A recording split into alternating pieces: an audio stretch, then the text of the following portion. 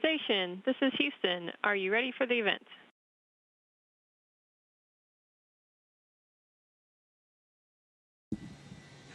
Houston Station, we are ready for the event. Fox News Digital, this is Mission Control Houston. Please call station for a voice check. Station, this is Matt Leach. How do you hear me?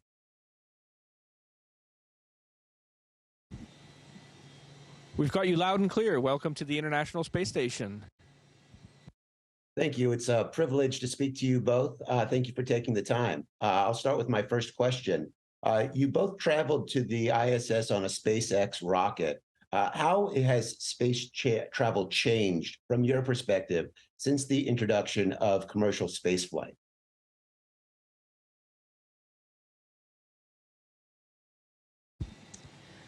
Yeah, thanks, Matt. So, as you know, in the past, it was mostly just government entities. And now, as you said, we have the commercial sector building and flying rockets on their own. I personally think it's really advantageous because there are strengths and weaknesses for both NASA and the government and a commercial entity such as SpaceX. And I think they fill each other's gaps and kind of enhance each other's strengths in a very helpful way. And we also we see a lot more opportunities where, you know, in the beginning perhaps it was millionaires coming up here, but now we start to see a lot of government astronauts from smaller countries that don't necessarily have a well-established space agency. They're able to take advantage of these commercial flights and join us on the International Space Station to conduct their own research and technology programs. And I think that's a very positive development in the sense that we see a lot of people from new nations joining us up here on the International Space Station. Thank you. My next question is for both of you. The phrase "the right stuff" used in literature and movies has been used to describe the qualities needed to become an astronaut. What is your definition of the right stuff? And do you think that it is different now than it was in decades past?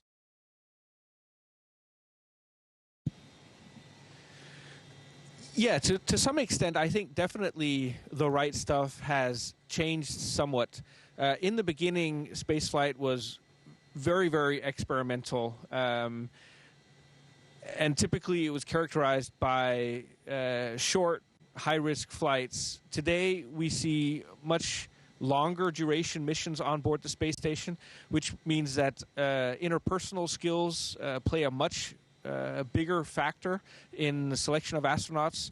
We have to be able to work together successfully for 6 months, sometimes up to a year at a time on board the International Space Station. And so I think there's a lot more focus on teamwork, on communication skills, and just in general what we might call interpersonal skills. Yeah, I second everything Andy just said. It's definitely, I think, changed over time, and that aspect of it, the teamwork aspect of it, and being willing to compromise. You know, we're living and working up here for about 6 months together is really important. And you have to be a bit of a jack of all trades nowadays. Here on station, if something breaks, we're the ones to fix it. If someone's not feeling well, we're the ones to take care of them. We're performing science. That's the main objective of the International Space Station. So you have to be a bit of a jack of all trades, but those interpersonal skills are really what defines the right stuff, I think. Great. My next question is for both of you. The world has been glued to social media and TV, watching the events play out in Israel and Gaza in real time over the last week. How do you process an event like that from your perspective, being on the International Space Station?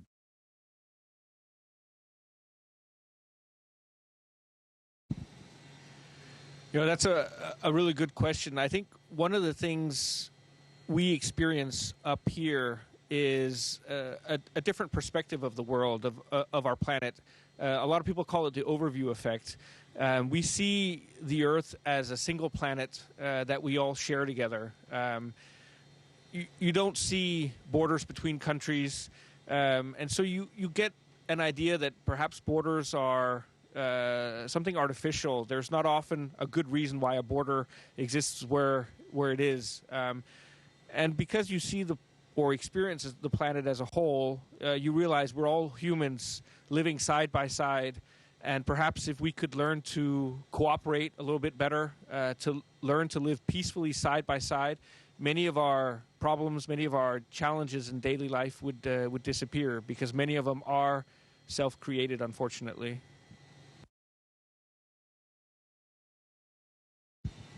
And in addition to seeing our Earth from the very unique vantage point that we have, we also have a very international crew up here.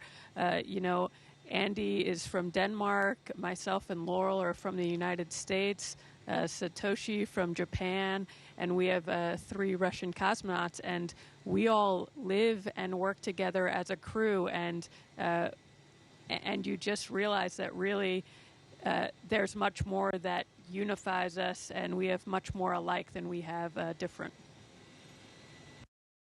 Thank you. The next question is for Jasmin. As a member of the Artemis team, what role do you play specifically in sending astronauts back to the moon, and how will your current mission advance that project?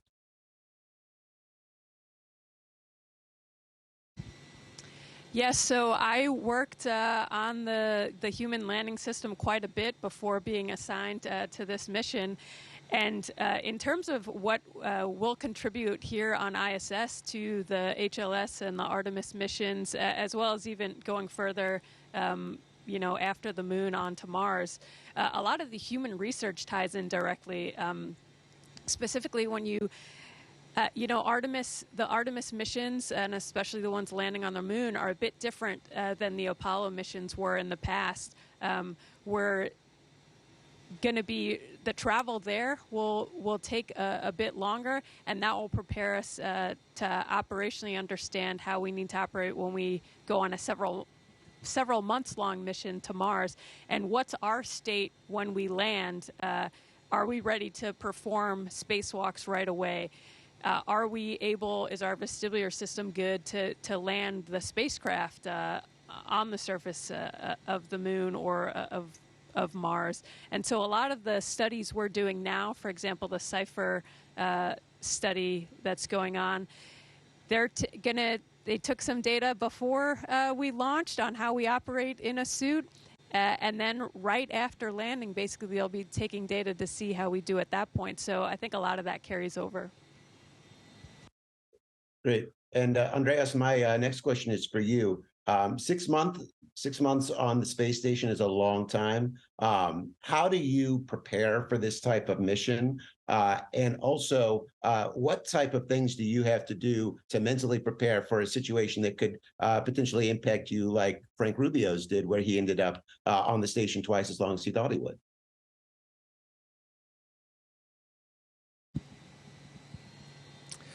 Yeah, I think the key is to be adaptable and flexible. You never know what will happen up here. You mentioned Frank Rubio. That obviously is an extreme case, having your mission extended to a whole year.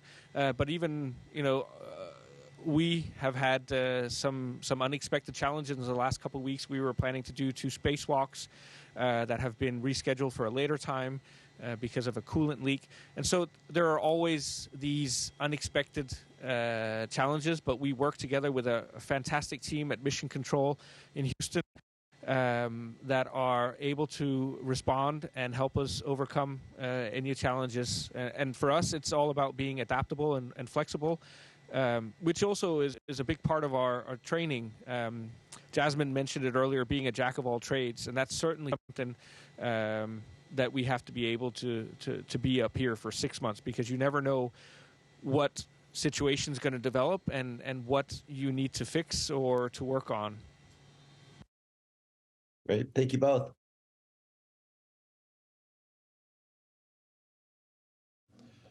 Station. This is Houston ACR. That concludes the Fox News digital portion of the event. Please stand by for a voice check from Yahoo News.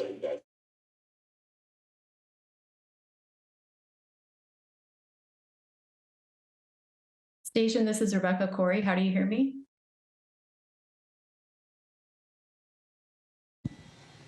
We got you loud and clear. Welcome to the International Space Station.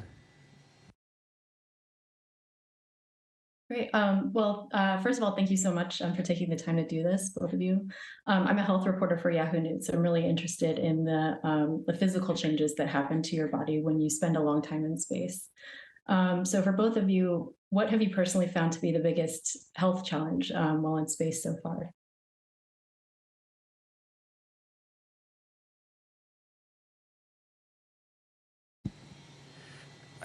I don't know if I would say there's any significant health challenge. One of the things I've felt for the month and a half that I've been up here is just a general stuffiness that comes from the increased blood volume to the heads. You just kind of feel a little bit congested constantly.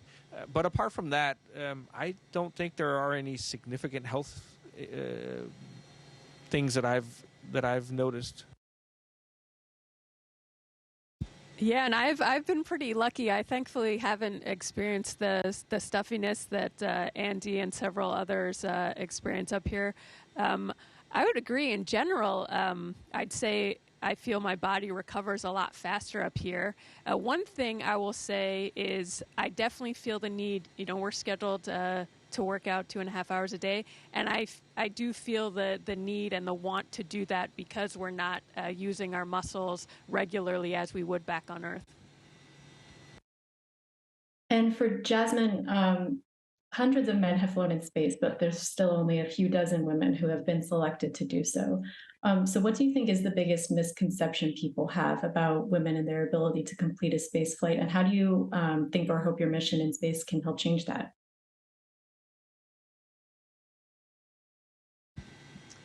Yeah, thanks for the question, Rebecca. You know, I think this is slowly changing over time, but we've lived in a world where the standard is often men, and then anything else is a deviation from that. And, you know, over time, we've done a better job of adapting. But I think we've seen now multiple times women come up here. Myself and Laurel are up here right now. And there are, first off, each individual has their own strengths and weaknesses. It's not just men and women. But when you start to even generalize, there are certain characteristics about women you could say are advantageous, more advantageous for space. And you could do the same for certain characteristics that are more characteristic of men. But I think ultimately, I'm just hoping people, as they see more women up here, especially the next generation, it's easy to connect and relate to someone that in some way looks like you, or you feel some connection to that person. And I hope they just realize that they can do this as well, and we just continue to build that. And for both of you, being on the International Space Station, it's such a confined, isolated space. And to be there for months at a time seems like it would present a lot of mental health challenges as well. So what do you both do up there to keep mentally and emotionally fit while in space?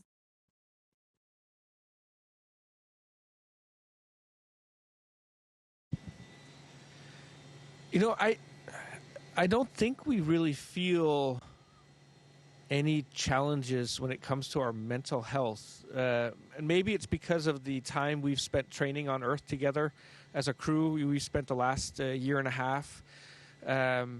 Maybe it's the professionalism, the selection of astronauts. Maybe it's the fact that being up here really is an incredible experience. I mean, I think we all feel incredibly fortunate to be up here.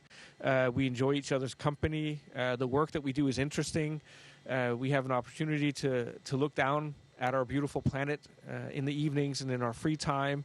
And so all in all, it's just an incredible experience. But of course, we are away from our families and our friends, and you know, for long periods of time. But we have good opportunities to stay in contact with them through various communication means. So it's I wouldn't say it's not as challenging as a lot of people believe it to be. Yeah, and I second what Andy said. Maybe we're just lucky and we got a great crew, but we all get along really well, and so that makes the part of not just working together but also living together a lot of fun. And as Andy mentioned, this is an absolute once in a lifetime experience. And for me personally, one of the most challenging things has been the thought of leaving this experience not knowing if I'll ever get to come back, and it feels like time is just kind of flying by. And while I do certainly miss my husband and my daughters back home and all my friends and family, overall it's just such a unique opportunity that I'm just trying to soak it all in. And for either of you, there appear to be a lot of physical changes that happen to the body during a long duration mission in space, like immune system changes and vision changes. And I've read about like risks associated with like increased radiation exposure. So what's the biggest lesson that researchers are hoping to learn from you and your mission in space that could eventually be applied to keeping astronauts safe and healthy on even longer missions, like eventually, hopefully, a 3-year mission to Mars?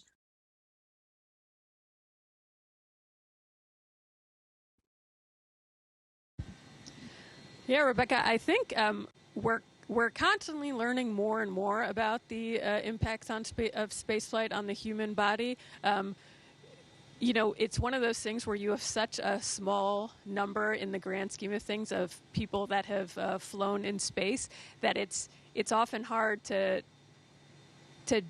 pinpoint something as is this a causal factor or not. But we have certainly seen that we've been able to provide countermeasures through exercise to maintain our bone density, but the bone structure seems to change a bit. We've definitely been interested in studying the impacts to our eyes that we see on orbit, and understanding better. I don't think we quite do yet when we start talking about longer missions, what that impact will be to our eyes. The fluid shifts. You know, coming up here, as Andy mentioned, feeling that stuffiness. I've been lucky to not have it, but and then one thing a lot of kids ask me is, "Oh, are you going to be younger than all of us when you come back flying in space?" But I think actually we find it might actually age us a bit more up here. So I think we're really still gaining an understanding of all those things. And how do you all keep physically fit in space? You had mentioned that you guys work out like about 2 hours a day. What does that look like, and what does the reconditioning look like when you guys will be returning to Earth?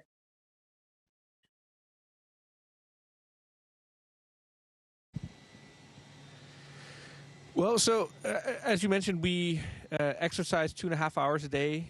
We have a stationary bicycle, we have a treadmill, and then we have a strength conditioning device, basically a machine where we can do all sorts of muscle exercises like squats, deadlifts, bench press, curls, anything like that. And so we do a mix between cardio and muscle strength building exercises in order to maintain our muscle mass and our bone density, because being weightless, we simply don't need our muscles or our bones. And so our body is smart and says, well, there's no need to spend energy maintaining it if we don't need it. So that's why we have to exercise, and hopefully it also means that when we return to Earth, our rehabilitation will be minimal. And most astronauts do return to Earth and need minimal rehabilitation. We are able to minimize the loss of muscle mass and bone density by our exercise regimen up here. Great. Thank you so much both for taking the time. I appreciate it, and wishing you both luck and a safe mission.